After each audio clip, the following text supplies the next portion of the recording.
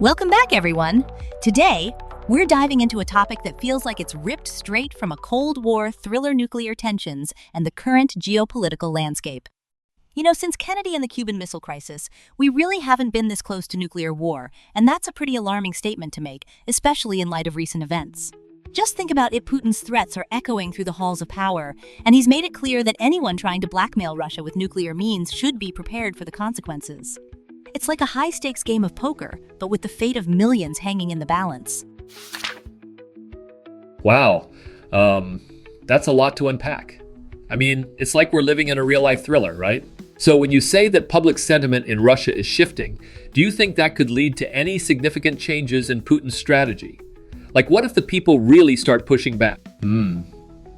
It's kind of like when a sports team is losing and the fans start booing. Does that pressure the coach to change the game plan? Absolutely. Public sentiment can be a powerful force. Just like in sports, when fans start to boo, it can create a ripple effect. Coaches often feel that pressure to adapt their strategies. In Putin's case, if the Russian populace begins to view the war unfavorably, it could force him to reconsider his approach. History is filled with examples where leaders have had to pivot due to public opinion. Think of the Vietnam War and how it shifted American politics. That's really interesting. So, about those nuclear scenarios you mentioned, like a demonstration strike, that sounds so surreal.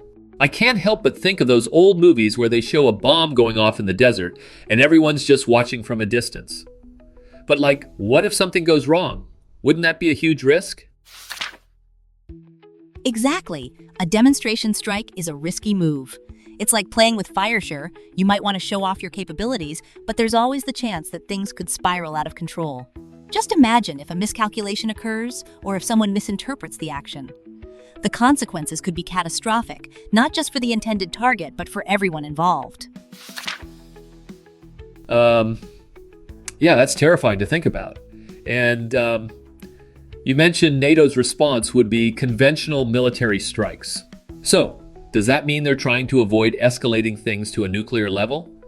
It's like trying to put out a fire with a garden hose instead of calling the fire department, right? What do you think the chances are that they could actually keep it conventional if things got really heated?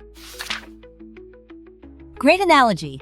NATO is indeed trying to avoid a nuclear escalation. The idea is to contain the situation and respond in a way that doesn't provoke further nuclear threats.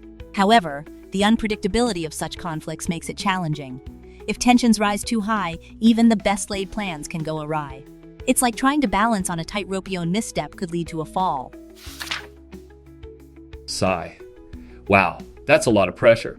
So, do you think there's any chance that diplomatic channels could actually help? Can they really cool things down before it gets out of hand?